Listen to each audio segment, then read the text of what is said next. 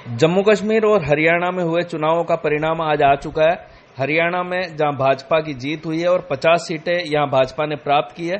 तो वहीं जम्मू कश्मीर में भी सिंगल लार्जेस्ट पार्टी बनकर भाजपा सामने आई है। ऐसे में देश भर में भाजपा के कार्यकर्ताओं में खासा उत्साह है। अजमेर की अगर बात करें तो अजमेर में गांधी भवन चौराहे पर भाजपाइयों ने आज आतिशबाजी की, साथ ही एक दूसरे को जलेबी खिलाकर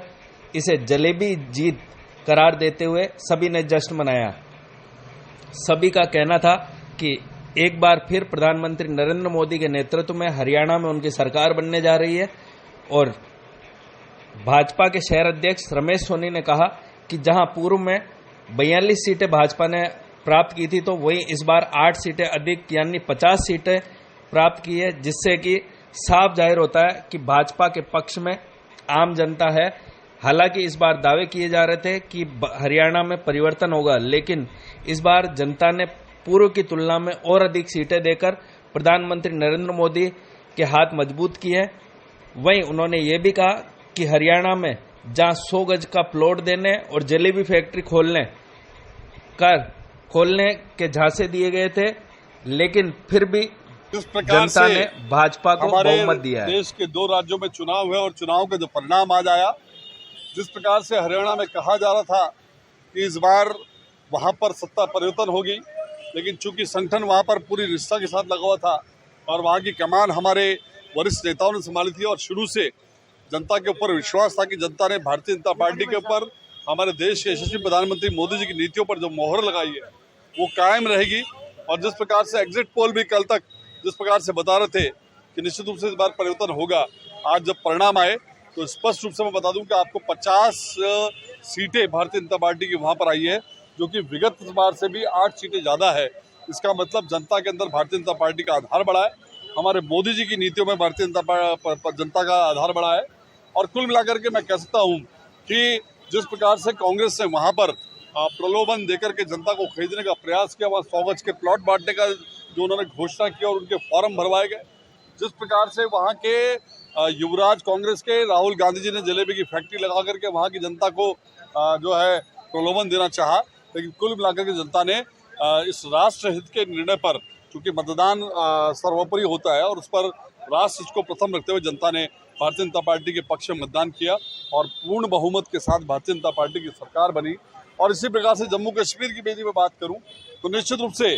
आज भारतीय जनता पार्टी वहां पर सिंगल वन लार्जेस्ट पार्टी है, जिससे वहां पर 28 सीटें ली है। कांग्रेस केवल 6 पर सिमट के रह गई। तो निश्चित रूप से भारतीय जनता पार्टी का जो आधार जनता के अंदर बढ़ा है, पूरे देश में जिस प्रकार से बढ़ा है, और आज चूंकि जश्न का माहौल है और यहाँ पर भारतीय जनता पार्टी शहर जिला अजमेर द्वारा भी हम सब कार्यकर्ताओं ने यहाँ पर आतिशबाजी करी है और सबका मुंह इस बार जलेबी के माध्यम से हमने मीठा करा करके और ये शुभकामनाएं प्रेषित की है।